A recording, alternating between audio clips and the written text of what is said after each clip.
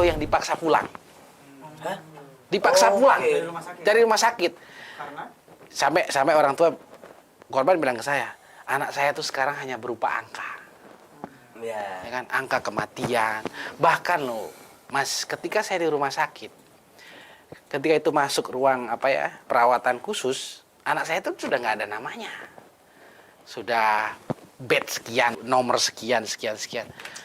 Dan habis itu meninggal. Artinya secara individu saya tuh merasa anak saya sudah hilang sebelum meninggal. Gitu.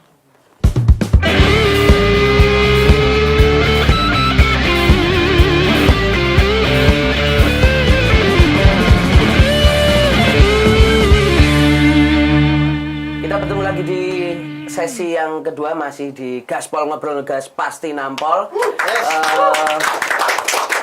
Kita membahas lagi lebih dalam tentang siapa yang harus bertanggung jawab, masih dalam tema gagal ginjal akut pada anak yang menjadi sebuah duka besar ya untuk kita semua, karena ratusan anak, 190 sekian ya, 199 meninggal dunia. Nah, kita akan bacakan beberapa pertanyaan sahabat Kompas.com yang sudah kita tampung. yes. Ini yang pertama soal tanggung jawab di Telegram Kompas.com, banyak yang bilang BPOM, Badan Pengawas Obat dan Makanan, dinilai seharusnya bertanggung jawab. Ada sekitar lebih dari 5 akun yang menyatakan demikian. ya, ini netizen ya, ini Yes. netizen ya, ini Betul, ditampung dari Telegram Kompas.com. Mungkin kita bisa tanyakan dulu langsung ya tanggapannya. Apakah benar BPOM ini menjadi pihak yang paling bertanggung jawab? Di sini saya sini sudah ada Pak Rizal dari BPKN, Badan Perlindungan Konsumen Nasional, juga Pak Anwar sebagai kuasa hukum keluarga korban. Mungkin saya mau nanya ke Pak Anwar, Pak Awan dulu, sorry. Ya. Di Telegram ini mengatakan bahwa BPOM ini harus bertanggung jawab. Kalau dari tanggapan kuasa hukum, apakah memang BPOM menjadi instansi yang paling bertanggung jawab nih? Ya, di uraian gugatan kami setelah kami telusuri, memang ada kewenangan-kewenangan, tugas dan fungsi dari BPOM ini yang seharusnya dari awal itu sudah ada standar atau protokol untuk mencegah ini terjadi, ya kan? Harusnya seperti itu. Jadi kenapa terlambat? Kenapa kemudian antidotnya itu terlambat? Terus kemudian bagaimana statement-statementnya tidak sesuai satu sama lain? Itu kalau menurut kami setelah kami telusuri itu memang dalam prosesnya tidak pernah menganggap bahwa ini adalah masalah. Sehingga tidak ada standarnya, tidak ada protokolnya. Bayangkan ya, EG dan DEG itu sudah berpuluh-puluh tahun dijadikan untuk mencampur, untuk memalsu. Tapi tidak ada standarnya. Yang katanya bukan ranah kami, padahal itu adalah bahan berbahaya. Justru malah gini loh, ketika ini terjadi, kemudian sampai meninggal ini korban, setelahnya itu dampaknya itu banyak yang berkepanjangan. Misalnya gini, ini ibu yang sudah meninggal anaknya, takut untuk minum obat lagi. Itu sampai jangka lama gitu ya. Bagaimana kalau anaknya sakit, takut dikasih obat. Jadi dampaknya ini sangat besar dan lama. Bukan cuma, jangankan yang korban, kita aja yang mendengar dari jauh ya kan, melihat dari media, itu takut minum obat gitu kan. Jadi iya, Apalagi yang merasakan langsung. langsung. Ada satu bukti khusus. Jadi ada satu korban itu yang tidak tahu dulu, itu tidak tahu ya. Pada waktu itu tidak tahu bahwa penyebabnya adalah sirup.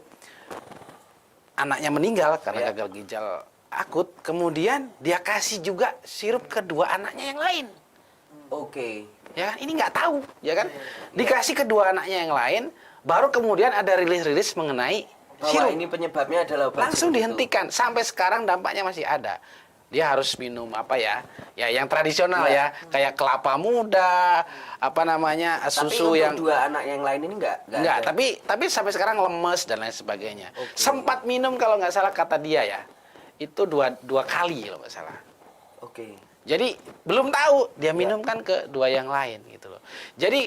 Jadi sesuatu yang diabaikan dari awal, yang tadi disampaikan oleh Pak Rizal juga, bahwa seharusnya ini seharusnya ini ada sistem yang sudah mencegah ini. Dampaknya sampai seperti itu gitu loh. Ada ketakutan yang luar biasa dari korban dan masyarakat pada umumnya untuk minum obat ya kan. Dan ada hal lain lagi, yaitu ketika orang sudah kena gagal ginjal karena keracunan ini, tentunya organ lain juga mengalami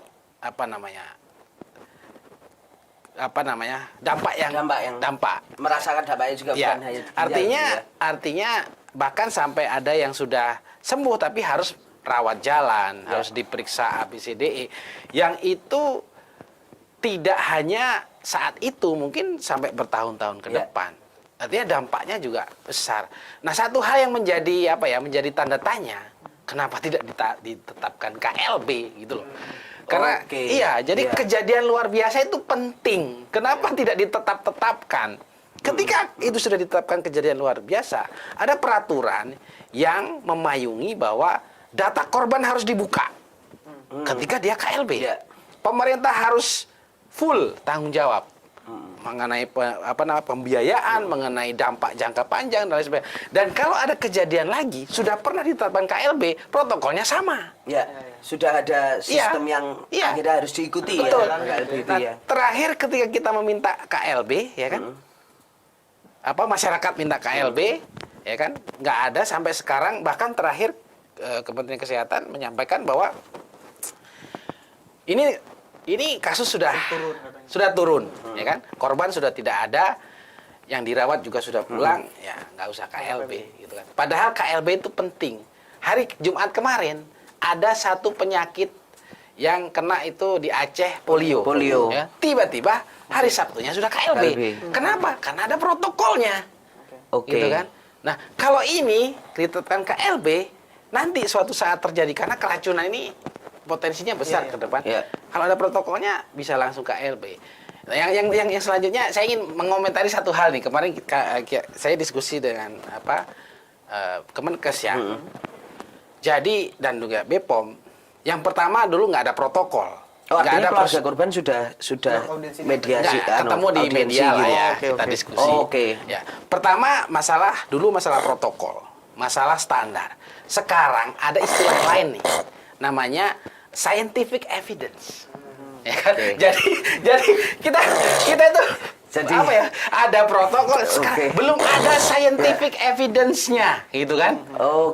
Bahwa ini adalah dikesimpulkan bahwa ini adalah keracunan EG dan DEG. Jadi belum ada scientific evidence-nya, sedang proses. Nah, ini kan kami menanggapinya adalah bahwa ini protokol sudah ada loh, internasional standar sudah ada. Kalau ini segera diadopsi dari awal atau segera protokol itu dijalankan, evidence nggak lama-lama amat kok untuk menyimpulkan sesuatu gitu loh. Jadi janganlah kita menggunakan istilah-istilah di mana kita seakan-akan nggak tahu. Kita itu warga negara ini sudah melihat lah dari kita zamannya ini sudah keterbukaan informasi di mana-mana gitu loh. Siapapun bisa melihat Badan POM tugasnya apa, Kemenkes tugasnya apa, bagaimana alurnya. Itu bukan hanya ahli yang tahu. Masyarakat semua sudah tahu. Dan itu dari proses itulah maka kita melihat dari alurnya, dari faktanya, dari dasar hukumnya. Dasar hukum kita payungnya tentu Undang-Undang Perlindungan Konsumen, Undang-Undang Kesehatan, sampai peraturan teknis di bawahnya. Itu kita sudah sampaikan di gugatan. Dan kita melihat memang ada masalah besar di sini. Ya. Ini juga ada satu pertanyaan dari netizen yang cukup menarik. Mungkin ini juga bisa dijelaskan Mas Awan. Kuasa hukum korban bisa menuntut hukuman apa aja sih? Ini kan kalau kemarin gugatan yang disampaikan itu class action ya. Itu mungkin ini banyak yang nggak tahu karena ini terus apa ini gugatannya nanti bentuknya outputnya apa gitu. Ya, kalau kita sih ya kan ada gugatan, ada laporan pidana ya. Kalau pidana itu kan sedang berjalan di Bareskrim. Apakah nanti kita akan melaporkan lagi itu terserah korban, kita tidak karena dia yang punya hak untuk melakukan laporan. Tapi apakah tidak menutup kemungkinan? Ya tidak menutup kemungkinan. Akan ada laporan pidananya yang lain supaya tidak sama dengan yang diproses di Bareskrim. Misalkan terlapornya lain lagi. Misalkan itu nanti ada proses yang memungkinkan untuk itu.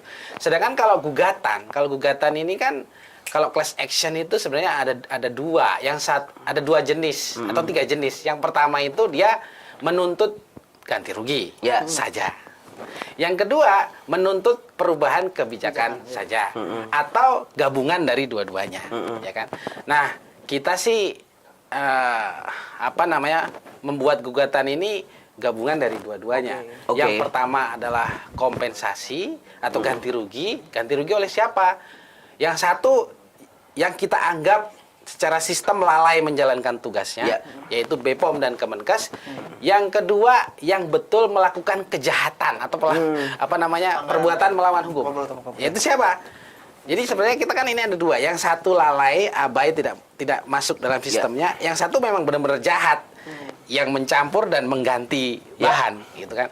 Nah itu kita kompensasi minta ganti rugi kepada semuanya itu karena ada ada rangkaian yang membuat mereka harus bertanggung jawab di situ. Yang kedua, kita mencantumkan betul di situ di gugatan kami di Posita dan Petitum bahwa kita meminta khusus bahan bahaya EG dan DEG itu dicantumkan dalam setiap proses pembuatan obat, baik itu di CPOB atau apapun nanti yang di sistem yang di internal di BPOM dan perusahaan farmasi.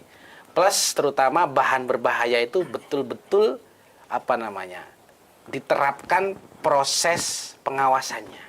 Itu di salah satu di petitum kami sampaikan seperti itu. Jadi tidak ada hukuman pidana, kan ranahnya pidana. Itu lagi digarap di Bareskrim ya, lagi berproses di sana. Ya. Nah Pak Rizal, ini tadi pertanyaan atau pernyataan dari netizen. Wah ini kan BPOM bertanggung jawab. Kalau dari pandangan BPKN sendiri, apakah iya atau masih seperti apa gitu Pak? Iya, Mas Tatang, dalam hukum perlindungan konsumen, doktrinnya itu ada satu doktrin dalam perlindungan konsumen, strict liability ya. Strict liability itu apa? Tanggung jawab yang diemban oleh seluruh pihak yang berada dalam rantai proses kegiatan, kejadian. Oke. Nah, itu kalau tadi apakah ini Badan POM atau bukan, atau ya spekulasi dugaan itu beredar ya di publik. Dan kita juga belum bisa memastikan ya, tetapi bagi kami di tim pencari fakta BPKN bahwa seluruh pihak yang beririsan dengan rantai proses ini harus bertanggung jawab. Seluruh pihak yang nanti ketika kita menemukan kesalahan itu ada di mana dan diputuskan, maka itu harus melakukan tanggung jawab.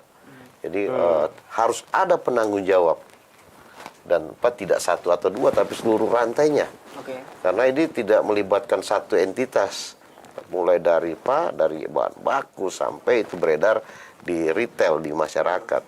Jadi dalam konteks ini bagi kami semua harus ada yang bertanggung jawab dalam rantai dengan mungkin proporsional, tanggung jawab yang proporsional, dan kalau tadi dari sisi pidana, Bares Polisi sudah menetapkan 4 tersangka.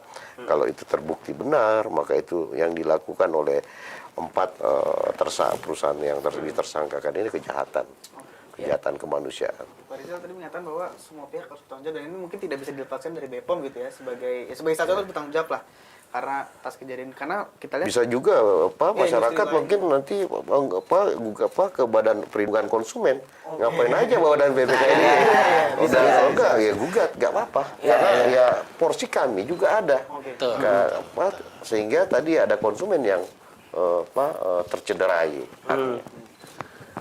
Tapi kok dalam hal ini BPKN melihat ada semacam kesan lempar tanggung jawab nggak sih Pak? Ya kalau kita ngelihat ya gestur entitas di publik ada seperti itu dan diskusi tapi kami nggak akan masuk pada spekulasi itulah. Kenapa kami coba mengurai dengan dengan hati-hati, mengumpulkan tadi ya tidak scientific evidence, tidak scientific evidence. Jadi bukti-bukti itu gini, data yang dirilis, ucapan yang disampaikan itu kita coba kumpulkan, karena ini pasal-pasal untuk melihat argumentasi secara utuh ya. Oh itu yang masih ya dicari dulu lah seperti itu. Tapi kalau dari sisi Pak Awan, ketika melihat tadi bahwa kasus ini terjadi, ada teman-teman dari pihak korban selalu melihat bahwa ada semacam mekanisme yang lalai, Terlewat ya. terlewat prosedur-prosedur yang kemudian dilewati. Berarti bisa juga nggak kita katakan bahwa sebenarnya ini ya masyarakat kita, konsumen kita itu sebenarnya juga sangat rentan sekali ya karena Belum posisi terancam lah. Betul. Jadi bayangkan ya, saya baca itu ada peraturan khusus Menteri Kesehatan tahun 1996. Itu mengatur tentang bahan berbahaya dan penanganannya. Itu ada 300 lebih bahan berbahaya. ya Nah, terus kemudian tahun 2016 itu sudah diharmonisasi, itu sudah banyak sekali ribuan bahan berbahaya yang ada LDK-nya. Di situ kita bisa membayangkan ya, hanya 2 saja, 2 bahan berbahaya itu dapatnya seperti ini kalau tidak terjadi pengawasan. Bagaimana bahan berbahaya yang lain? Nah, ini kalau menurut saya memang harus ada upaya yang progresif, aktif dari badan pengawas untuk segera melakukan membentuk sebuah sistem yang bisa mengamankan itu semua. Karena gini loh, karena bahan berbahaya ini selain juga berbahaya, dia juga tadi disampaikan ada diduga ya, kita nggak menelusuri itu, tapi diduga ada keuntungan gitu kan. Jadi ini kan saling bersinggungan ini. Padahal ini bahan berbahaya. Bahan berbahaya itu tidak boleh disinggung dengan kepentingan yang lain. Kepentingan nomor 1 ada kepentingan nyawa, ya kan? Kepentingan kesehatan manusia, ya kan? Baru kepentingan yang lain. Nah, ini sangat rentan tadi memang betul sekali. Bayangkan ada ratusan bahan berbahaya yang seharusnya itu tadi, ya kan, kita melihat bahwa itu sudah dilakukan kan. Ini orang isi BPOM atau Kementerian Kesehatan kan isinya para ahli ya. Para ahli ya yang harusnya tahu betul tentang jenis ini berakibat ini, yang ini sering digunakan oleh industri dan sebagainya. Jadi ya kita melihat ini fatal sekali, sesuatu yang sudah ada, yang sudah diketahui, yang sudah ada studinya, yang peraturannya ada, tapi tetap saja terjadi gitu loh. Dan korbannya itu sebagian besar korban yang kita datangi itu menengah ke bawah. Oke. Ya, kita yang ada di di Depok, di Tangerang itu kita ke rumahnya itu ya, dan sama sekali sampai sekarang tidak ada uluran lebih dari pemerintah atau belum diputuskan atau tapi sampai sekarang belum ada, entah itu bentuknya. Tentunya ini kan nyawa ya. Anak ini sudah dirawat dari mulai sebelum dilahirkan, ya kan? Dari periksa ke dokter sebelum dilahirkan sampai lahir, balita ya kan, susu dan lain sebagainya, itu kan orang ini kehilangan besar loh. Dan ini bukan karena dia kena penyakit yang genetik dari dia loh. Dia itu tadi disimpan BKN ini keracunan loh. Sirup, Dari secara sistem ada loh yang bertanggung jawab. Tapi sampai sekarang nggak ada. Berarti Ini kan, untuk korban-korban yang meninggal yang ke Pak Awan, dan juga mungkin untuk korban yang kemarin sempat dirawat itu sama-sama belum mendapatkan kompensasi dari pemerintah atau hanya atau untuk yang kerohiman atau apalah istilahnya ya. Tapi sampai sekarang nggak ada. Ataukah masih dirumuskan menunggu scientific evidence, saya nggak tahu ya. Tapi yang jelas gini, yang jelas ini korban-korban ini sampai sekarang merasa betul-betul sudah bahkan hopeless gitu ya? Jadi kadang ada yang menyampaikan gini, ada loh yang dipaksa pulang. Dipaksa pulang dari rumah sakit. Kalau menurut saya indikasinya untuk statistik. Biar statistiknya landai, biar statistiknya seperti gitu loh. Jadi ada yang jadi seakan-akan sampai orang tua korban bilang ke saya, anak saya tuh sekarang hanya berupa angka. Ya kan, angka kematian. Bahkan loh, Mas, ketika saya di rumah sakit, ketika itu masuk ruang perawatan khusus, anak saya itu sudah nggak ada namanya. Sudah bed sekian, bla bla bla bla bla bla, nomor sekian.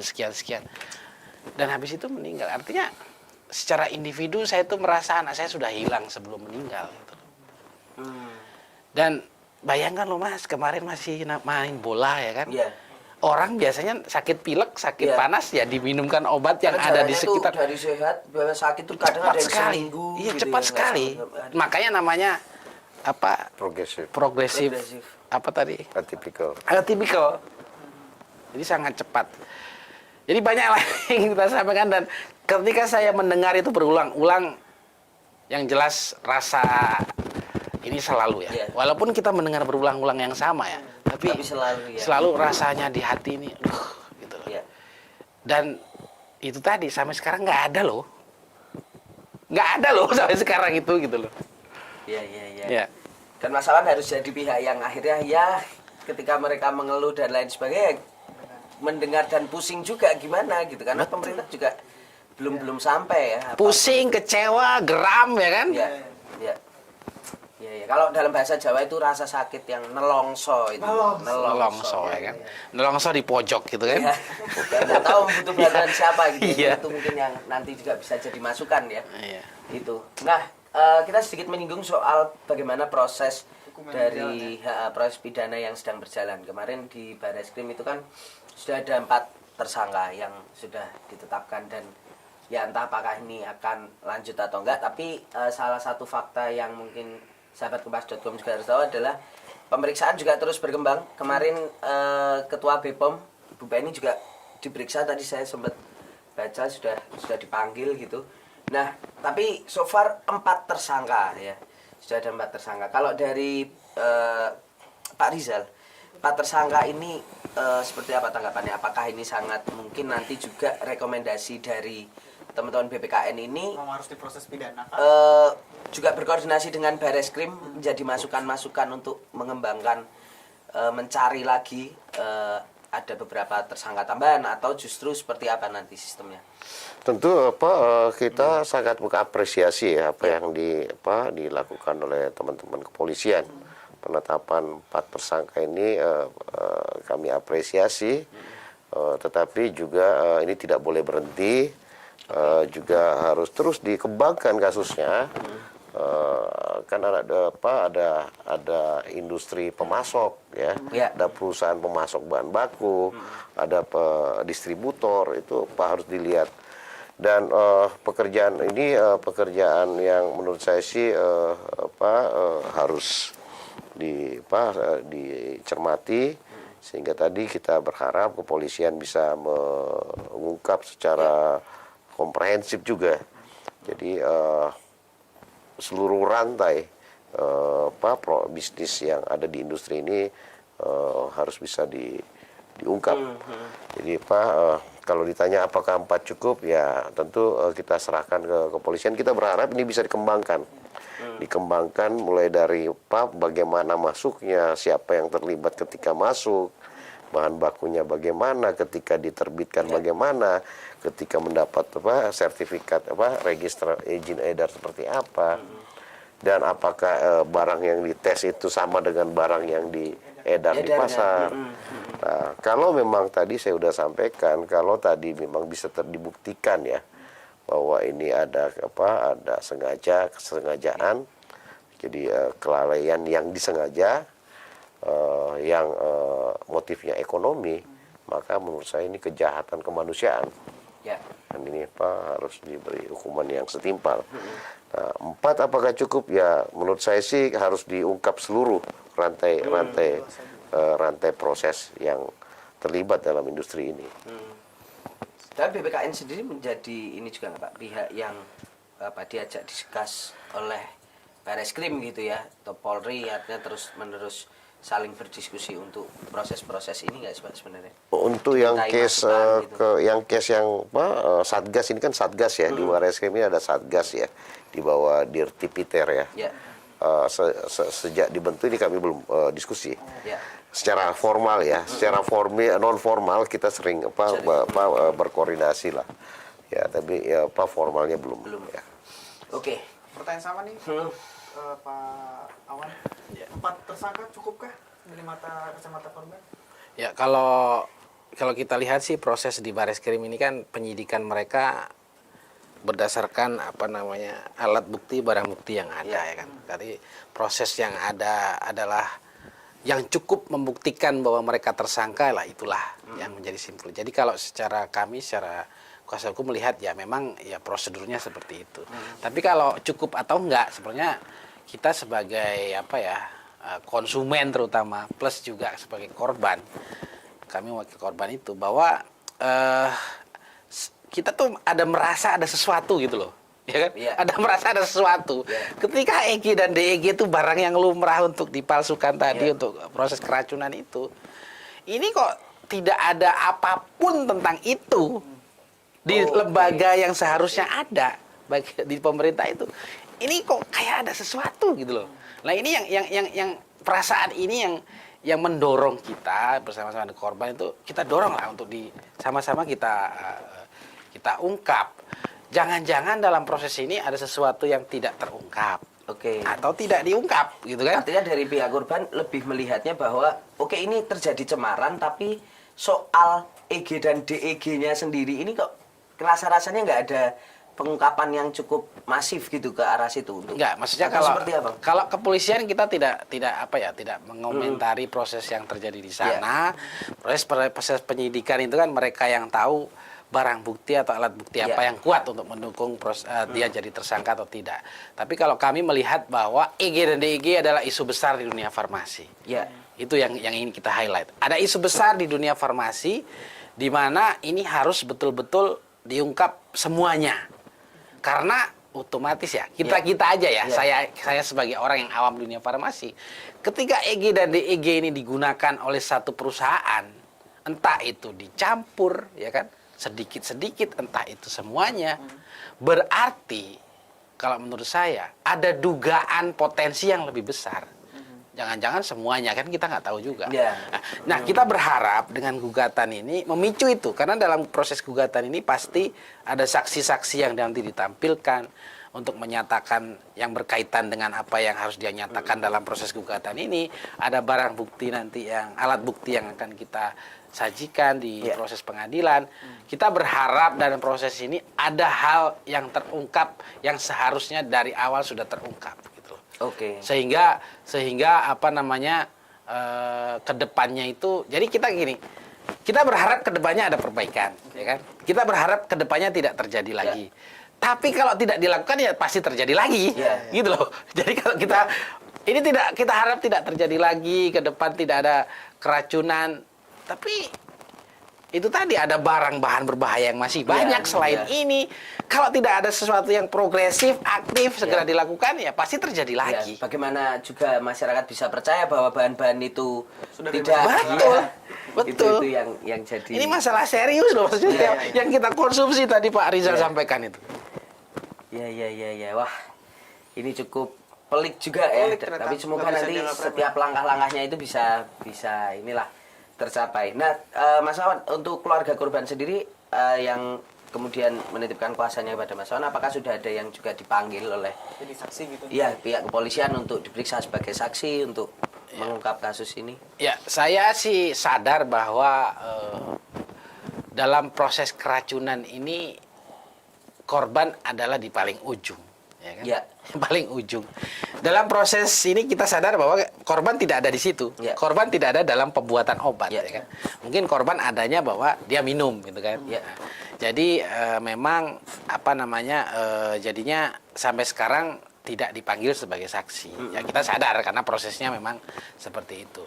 Tapi harapan kami tidak hanya menyasar bahwa ini adalah sebagian kecil dari pelaku industri farmasi dan pelaku industri kimia.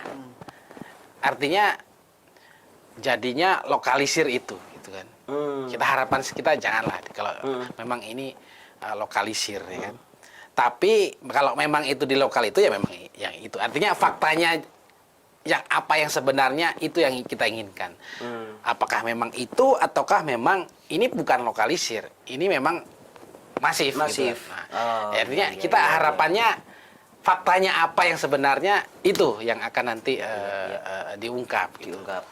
Oke. Kita sudah banyak bicara soal apa yang terjadi, lalu juga siapa yang harus bertanggung jawab dan sebagainya. Nah, kita mungkin peristiwa ini tentu harus menjadi pelajaran ya agar kedepannya tidak lagi terulang gitu. Dan dengan bergulirnya kasus ini juga kita tahu di DPR sedang membahas juga ingin membentuk revisi undang-undang pengawasan obat dan makanan. Gitu, RUU POM.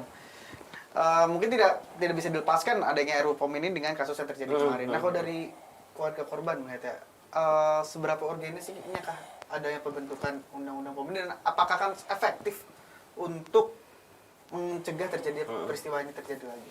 Ya, sebenarnya sekarang ini sebenarnya ya peraturan dan sistem yang ada itu sebenarnya sudah mutakhir ya. Ya. Cuman menurut kami tidak dilakukan. Ya kan? Nah, ketika ada RUU POM sebenarnya nggak ada masalah juga, justru menambah kewajiban dan tugas fungsi dari badan pemerintah ini lebih ketat bekerja. Sebenarnya justru mungkin di situ ada poin-poin di mana ada kewajiban khusus mungkin ya dari Badan POM untuk mengawasi dengan ketat penggunaan bahan berbahaya. Tapi sebelum mengawasi tentu Badan POM harusnya di situ ya ada fungsi yang ketat untuk bisa mengidentifikasi dulu. Mengidentifikasi dulu bahan berbahaya itu mana dan itu masuk pengawasan dia. Jangan sampai terlepas. Harus ada identifikasi dari badan, baru kemudian ada fungsi pengawasan yang ketat, sehingga tidak ada celah-celah di mana oh ini harganya lebih murah kita ini, atau jadi nggak ada celah-celah seperti itu. Harusnya kami ada harapan ke RUU ini ada yang lebih seperti itu gitu loh. Jadi tidak ada celah untuk satu-satunya badan pengawas obat dan makanan itu ada celah untuk lepas sesuatu. Dan yang terpenting diimplementasikan semua ya, poin-poin di undang-undang dilaksanakan semua gitu. Karena menyangkut kita minum ya kan, kita makan dan dampaknya langsung ke tubuh kita gitu. Nah Pak Rizal, kalau masukan dari BPKN sendiri seperti apa ini, ada RUU POM yang sedang digodok ini, mungkin apa yang mungkin bisa disampaikan sebagai masukan jika nantinya RUU ini akan diundang jadi undang-undang. Nah, kalau dari BPKN sendiri melihat, oh kayaknya harus tambah ini deh gitu, harus tambah ini gitu. Kami sadar ya, BPKN sadar bahwa tim yang kami bentuk, tim pencari fakta ini, ekspektasi publik besar. Dan kami sadar juga khususnya di keluarga korban ya. Rekomendasi yang nanti kami berikan itu tidak sekedar atribusi kesalahan kepada rantai proses, tetapi juga ada perbaikan secara utuh dari hulu hingga hilir. Nah, rekomendasi inilah yang kami harapkan juga nanti bisa menjadi asupan bagi pembuatan rancangan undang-undang pengawasan obat dan makanan. Mudah-mudahan ini bisa menjawab, bisa kemudian bermanfaat bagi teman-teman, Bapak legislator kita, sehingga tadi perangkat kita dalam konteks obat dan makanan itu bisa lebih handal, setidaknya kita bisa menghindari lah kejadian-kejadian seperti yang terjadi di gagal ginjal ini. Karena ini kejadian tadi sudah disampaikan Mas Awan udah lama. Udah kita di warning sudah cukup lama. Berarti ini ada kecolongan. Nggak kecolongan di mana ya, itu yang sementara kita profiling, kita mapping. Pak Rizal, bocoran sedikit mungkin, ini sudah bulan November ya kan, tinggal Desember. Kemarin kan ini kalau tadi masukannya dari Mas Awan, melihat bahwa dari kementerian, dari BP POM itu kan lama kemarin kan mengambil berbagai langkah-langkah. BPKN apakah pengen ngegas gitu untuk nanti temuan dari rekomendasi ini, atau mungkin ya menyelesaikan ada target sebelum bergantinya tahun, atau tidak terlalu terburu-buru, atau seperti apa? Tadinya kita ingin cepat ya, tapi ngelihat situasi dan dinamika di lapangan, akhirnya kita memutuskan ya udah kita tetap pas di track, tetapi yang sifatnya tidak terkontrol, misalnya gini, uncontrollable itu misalnya kita pengen ketemu dengan industri, ternyata tidak siap, minta waktu minggu depan dan seterusnya, itu menjadi mundur. Sementara kalau kita dikejar dengan harus memutuskan pada saat itu, menyimpulkan, kita nggak dapat value informasi yang bernilai. Kita tunggu sampai ketemu minggu depan. Begitu juga dengan Badan POM. Ya kita udah diskusi Badan POM waktu itu, Kepala Badan POM kita undang, tapi diwakilkan ke Asdep, ya kita diskusi, ada beberapa informasi juga sementara kita tunggu. Kalau memang nanti informasi yang diolah oleh tim ini masih kurang, maka kita akan undang kembali Bu Kepala Badan POM. Dalam waktu dekat kita juga akan berkomunikasi dengan Menkes. Tinggal nunggu waktu, sebenarnya undangannya udah cukup lama. Tinggal nunggu waktu kapan Pak Menteri bisa diskusi, karena ada beberapa informasi yang kita butuhkan. Sambil yang paling penting bagi kami di tim adalah keluarga korban. Kami setiap hari berkomunikasi, berdiskusi dengan keluarga korban dalam bentuk memberi semangat, empati. Karena menurut saya, menurut kami yang ada di BPKN dan tim, pihak yang paling berkepentingan di kasus ini adalah keluarga korban. Dan itu terus kita rajut komunikasi. Mudah-mudahan mereka bisa tegar dan terbuka ya. Karena tadi suasana kebatinan mungkin bisa sembuh, Pak Menkes ada beberapa yang sudah sembuh, oke. Tapi bayangkan setiap proses pencucian darah itu sakit. Nah, tentu kita ingin melakukan proses empati ya ke keluarga korban, sehingga tadi setidaknya bisa menghibur itu yang keluarga korban yang sementara berduka. siap. Oke.